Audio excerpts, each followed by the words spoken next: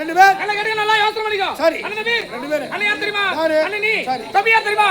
தம்பி நானே. அண்ணன் பேர் என்ன தெரியுமா? நீ பொட்ட. ஏய் நீ பொட்டன்னு டேய் எவ்வளவு பேர் இது ஒரு பேரா? அட உதாரணத்துக்கு சொல்றேன். அண்ணன் பேர் என்ன? நீ பொட்ட. தம்பி பேர் என்ன தெரியுமா? என் பேர் அடிமான பேரு. நான் பொட்ட. ஏய் ஏமாற. அண்ணன் வேற ஊருக்கு போடா. இருக்குது யாரு? இருக்குது யாரு? நான் பொட்ட.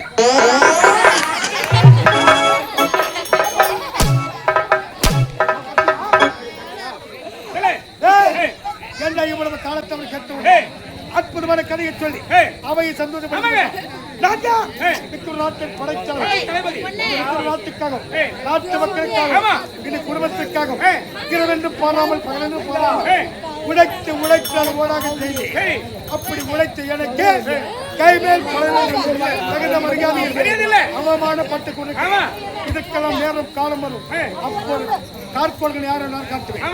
நம்முடைய நாட்டு மன்னருக்கு 2 மனைவிகள் இருவருமே அக்கா தகைகள் ஒரே நாட்டை சேர்ந்தவர்கள். மூத்த மகள் பேர் கற்பகம், இளைய மகள் பேர் கனகராணி. இருவருக்கும் ஆளுக்கு ஒரு ஆண் பிள்ளை பிறந்திருக்கிறார்கள். மூத்த மகாராணிக்கு பிறந்தவன் தான் கலைமணி, இளைய மகாராணிக்கு பிறந்தவன் கதிரவன். இருவரும் அயல்நாடு சென்று படித்து நாயகம் வந்து கொண்டிருக்கிறார்கள். செய்தியை மன்னருக்கு சொல்ல வேண்டும்.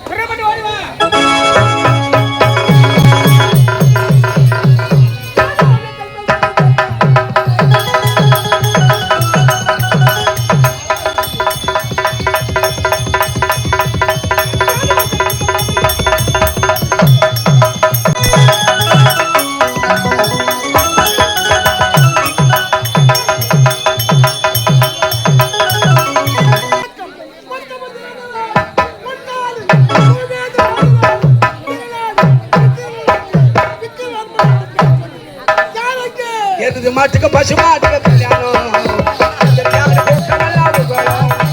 அந்த வேலையில் நடக்கலையா திருமணம் முசல் கூட்டாளுக்கெல்லாம் ஊர்வலம்.